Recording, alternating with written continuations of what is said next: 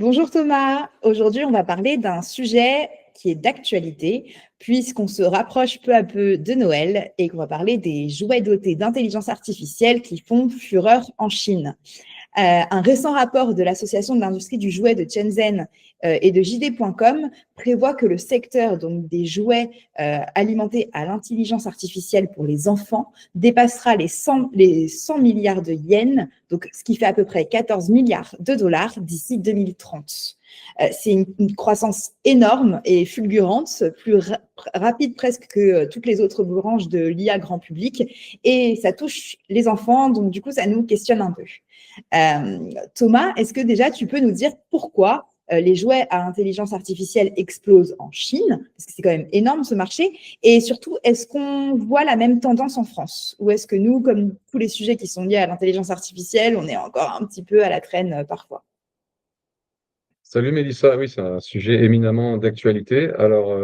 Pourquoi on en parle? Ça explose en Chine en ce moment, parce qu'en fait, c'est le mariage de deux industries, hein, celle du jouet, qui est très présente en Chine, qui exporte dans le monde entier, hein, les jouets made in China, on connaît bien, et puis celle de l'IA, sachant qu'en fait, il y a un mariage qui peut se faire simplement. Je donne un exemple de jouet. En fait, en l'occurrence, ça s'appelle Bubble Pal. Ça a la taille d'une balle de ping-pong. En fait, on la clip au cou d'une peluche et c'est relié à une appli et on peut choisir un personnage parmi 39, par exemple, de la gamme Disney. Et derrière, en fait, les enfants comme ça peuvent parler à leur peluche. Et la peluche répond, mais en fait, c'est la balle de ping-pong qui a une petite enceinte qui va écouter avec son micro et répondre, relié au Wi-Fi. Et donc, ça permet de transformer n'importe quel jouet en fait en un jouet intelligent, d'une certaine manière. Donc, il y a ce mariage qui se fait, c'était inéluctable. De toute façon, l'industrie du jouet, elle est très concurrentielle. Tous les fabricants essaient de redoubler d'ingéniosité avec des fonctionnalités incroyables pour les enfants. Et donc, le fait de pouvoir faire parler sa poupée ou son jouet, évidemment, c'était l'étape d'après. Et comme maintenant, on a assisté à des progrès fulgurants en compréhension du langage, c'était qu'une question en fait, de mois, d'années avant qu'on le voit débarquer sur les jouets. Alors, les Chinois, ils sont en pointe parce que eux, ils fabriquent les jouets. Ils sont en pointe sur l'IA aussi, donc ils ont marié les deux. Et puis, ils expérimentent aussi. Il y a peut-être un peu moins comment dire, de réglementation au départ. Alors, en tout cas, peut-être moins sur l'export, parce que dernièrement, les Chinois, quand même, font plus attention à ce que consomment les jeunes Chinois que ce que consomment les jeunes du reste du monde. S'ils peuvent exporter toutes sortes de bêtises, à la limite, ils vont pas se priver. Là, je fais une petite digression, mais par exemple, vous avez deux versions de TikTok. Il y a la version, c'est une application chinoise à l'origine, mais il y a la version en Chine où là, les contenus sont bien plus contrôlés. Et si on est trop jeune, en fait, on ne peut y accéder qu'un certain nombre d'heures par jour. Alors qu'en dehors de Chine, c'est une autre version de TikTok avec beaucoup plus de contenus abrutissants qui sont tolérés et sans limitation de durée. Donc, il y a du deux poids, deux mesures. En tout cas, la Chine produit toutes sortes de jouets. Les maris y injectent de l'IA. Et donc, on va assister à une floraison de concepts. Alors là, en l'occurrence, cette toute première vague, elle est un peu décevante malgré tout, parce que quand on regarde dans les articles, on nous explique aussi que les enfants s'enlacent assez vite, hein, comme de beaucoup de jouets, parce que quand ils ont fait le tour un peu de ce qu'ils pouvaient dire, voilà, ça ne doit pas être très au point, la voix ne doit pas être parfaite. Donc, mais en tout cas, c'est un signal, ça n'est que le début et ça va se perfectionner. Donc aujourd'hui, ce n'est pas encore une menace, sauf que il y a quand même quelques exemples qui ont montré que c'était assez facile de faire dévier la discussion et de commencer à parler de sexe. Donc, il y avait et alors, je sais pas si un enfant serait capable de faire dévier la conversation de cette façon, mais des adultes qui ont essayé de piéger le jouet ont réussi. Donc, c'est pas parfaitement blindé. Donc, ça pose plein de questions pour les parents. Parce que si les enfants se contentent de jouer avec des jeux à l'ancienne, un peu bêtes, aux fonctionnalités limitées, à la limite, il y a un garde-fou naturel. Mais si on a affaire à des jouets intelligents reliés à Internet qui peuvent commencer à parler de tout et n'importe quoi, là, ça peut vraiment faire peur. Et après, tout de suite, ça nous pose des questions sur les sujets de santé mentale. Et, euh, Évidemment. et surtout que j'ai lu que c'était quand même lié à DeepSeek et que les enfants étaient enregistrés aussi, enfin qu'on ne savait pas trop de quoi, enfin, comment finissaient en fait les conversations entre le jouet et l'enfant, que ça pouvait être enregistré. Alors oui, oui, il y a toujours ce risque. Alors c'est vrai qu'en plus, maintenant, comme il y a une méfiance envers tout ce qui peut venir de Chine, tant qu'on parle d'objets bêtes et méchants, À la limite, c'est moins inquiétant, mais si ce sont des objets intelligents reliés à Internet, il y a toujours le risque d'être écouté, espionné. On peut imaginer qu'à un moment donné, parce que en Chine, il faut être très clair, hein, si le Parti communiste chinois exige d'une entreprise chinoise qu'elle lui fournisse ces informations, elle est obligée d'obtempérer. Donc, si des conversations, si on a des micros et pourquoi pas des caméras qui sont comme ça présents dans toutes les chambres d'enfants de tout le monde occidental, et que des informations sont enregistrées comme ça par ces sociétés chinoises, et derrière, ça peut être une mine d'or pour le Parti communiste chinois. Alors, qu'est-ce qu'ils en feraient? Je ne sais pas. On voit déjà que TikTok, pour eux, c'est un moyen éventuellement d'influence. Alors, si on s'attaque aux plus jeunes encore, effectivement, ça peut inquiéter.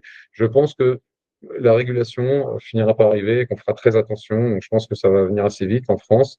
Et ça peut être des jouets pertinent et bénéfique en fait. S'ils sont bien encadrés, si les parents ont accès à une application, ils peuvent bien contrôler les sujets dont les enfants peuvent discuter. Si on peut limiter le temps par jour, si on a accès aux conversations a posteriori. Alors, sachant que là, il y a même un débat parce que certains disent que c'est pas simple pour un parent de venir lire tout ce que son enfant a pu échanger avec son ami imaginaire ou son jouet. Au bout d'un moment, il faut laisser un peu de liberté aux enfants. Alors, il faut peut-être cadrer ce dont le jouet peut parler lui-même, certes, mais après, on lui laisse cette autonomie. On peut pas fliquer les enfants non plus trop. Voilà, jusqu'à maintenant, la question se posait pas, parce que quand un enfant joue tout seul dans sa chambre, on n'écoute pas forcément tout ce qu'il peut dire. Mais si là, j'ai un moyen simple d'aller écouter, de réécouter ou de lire le transcript de tout ce qui s'est dit, ça commence à devenir un peu bizarre. Donc, ça va, en fait, comme souvent, l'innovation va nous forcer à réfléchir à de nouvelles règles. Alors, on sait qu'on aime bien légiférer en Europe et en France, parfois trop. Mais là, peut-être qu'il faut quand même se poser la question d'où mettre des limites, parce que dès que ça touche à l'enfance, c'est quand même très sensible. Et moi, je reste euh, persuadé effectivement qu'il faut sans doute limiter le nombre d'heures par jour que les enfants peuvent jouer avec ce genre de jeu, ou même que ce soit les jeux vidéo ou l'accès Internet, parce que voilà, ça peut abrutir, ça peut amener à toutes sortes de déviances. Donc, faudra voir comment ça va être encadré. Mais en soi, des jeux plus intelligents, ça peut aussi ça peut libérer la créativité. On peut imaginer que les enfants vont devenir plus créatifs. Ça peut les aider à apprendre n'importe quelle langue. Enfin, ça pourrait être très bénéfique. Mais comme toujours, hein, je veux dire, c'est ni moral ni immoral, c'est ni bien ni mauvais, c'est entre les deux. Ça dépend de comment ça va être utilisé. Il y aura toutes les variations. On va devoir apprendre en faisant. Je pense qu'on peut pas empêcher cette vague-là aussi, mais il va falloir apprendre au fur et à mesure et être prêt quand même à légiférer au cas où Et sur certains problèmes.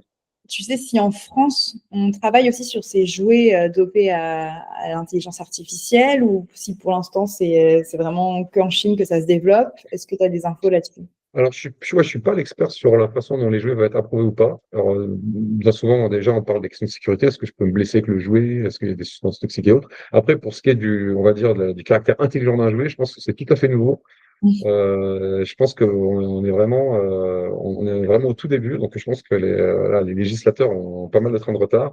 En fait, on est déjà essayé de comprendre comment limiter l'accès à des plateformes de type réseaux sociaux aux plus jeunes, en limitant le nombre d'heures, en vérifiant l'âge et l'identité. Donc, alors que en fait, enfin, c'est vrai que c'est assez dingue parce que les réseaux sociaux, ça fait peut-être depuis 10 ans qu'on dit que c'est un problème. Et c'est que maintenant qu'on commence vraiment à se poser la question de savoir comment l'encadrer. Alors, les jouets qui ont de l'IA, j'espère que ça ira plus vite, mais on voit bien le nombre de trains de retard que les législateurs peuvent avoir sur ces révolutions qui, en fait, nous prennent par surprise.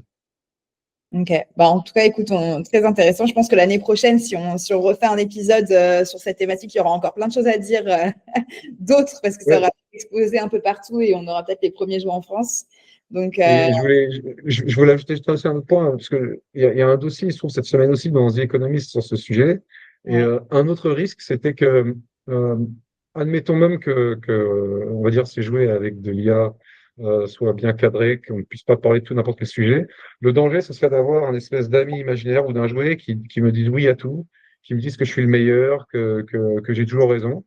Et le drame, c'est que si les enfants commencent à passer une bonne partie de leur temps avec un ami qui leur dit toujours oui, en fait, on leur a même donné un petit nom, on appelle ça les yes-bots.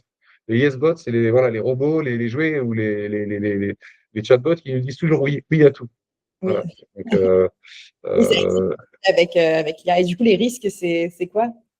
bah, le risque, c'est qu'après, les enfants ne savent plus se comporter en société. Parce que dans la vraie vie, on n'a pas toujours raison. Il faut savoir parfois prendre sur soi, mettre un peu d'eau dans son vin, alors qu'on soit adulte, qu'on soit époux, qu'on soit enfant. En fait, il faut savoir composer avec autrui en société. Il faut savoir parfois comprendre que on n'a pas forcément raison. Faut accepter de parler à tour de rôle. Alors que si je peux couper la parole à mon chatbot, à mon jouet, qui est incarné. Parce que quand c'est qu'un chatbot dans une fenêtre sur un téléphone, à la limite, on arrive peut-être déjà à introduire une certaine distance. Mais si c'est un jouet incarné, une peluche, ou si demain il y a même un avatar tridimensionnel où on rajoute l'aspect vidéo, ça peut être encore plus addictif. Donc si je suis accro à ma peluche qui me dit oui à tout, qui me dit que je suis le meilleur, en fait, dès que je sors de ma bulle, après, j'arrive plus ensuite à interagir avec quiconque. Et d'ailleurs, alors c'est indirect, mais il faut imaginer des enfants qui ont eu une telle enfance, ce qui pourrait devenir en société quand on voit que aujourd'hui, nous qui a priori n'avons même pas eu cette enfance-là, la difficulté qu'on peut avoir à notre époque, par exemple, ne serait-ce qu'en couple, à faire des compromis. Et c'est pour ça que, en fait, il y a de plus en plus de divorces, qu'il y a plein de gens qui, à la limite, ne veulent même plus se mettre en couple, qu'il y a de moins en moins de mariages, de moins en moins d'enfants. En fait, les gens deviennent de plus en plus individualistes dans nos sociétés quand même.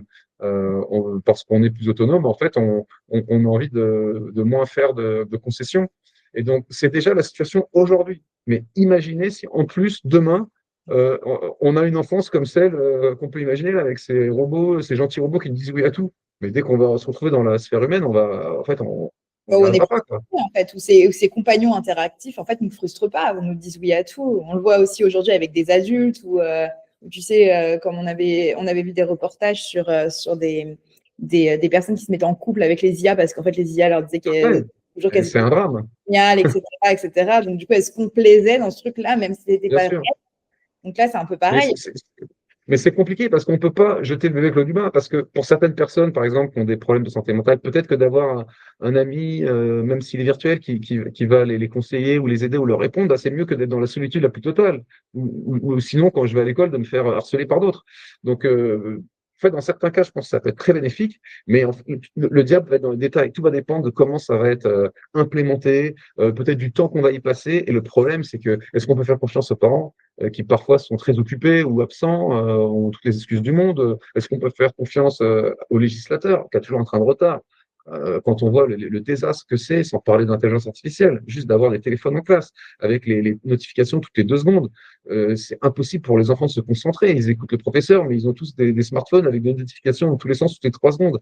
Mais c'est une catastrophe en fait pour le développement du cerveau humain. Ça, donc, sans même parler d'intelligence artificielle, c'est déjà la catastrophe. Donc, si on rajoute à ça en plus cette dimension-là, franchement, je suis très inquiet. Mais encore une fois, dans certains cas, ça pourrait être bénéfique. Et moi, je ne sais pas comment on va faire l'arbitrage. Je ne sais pas qui va faire l'arbitrage et comment. Donc, ça va être un sacré bazar avec du bon et du mauvais. Et, je ne sais pas ce qu'il en restera et en net ce que ça donnera. Ok, et ben écoute, ça fait peur et à la fois, on a hâte de voir ce que ça va donner. En tout cas, merci Thomas de ce regard que tu as apporté sur tes robots, ces jouets pour enfants alimentés à l'intelligence artificielle. Écoute, on verra bien ce que ça donnera. Merci beaucoup et puis on se retrouve pour une prochaine vidéo. Et oui, je t'en prie, je te remercie.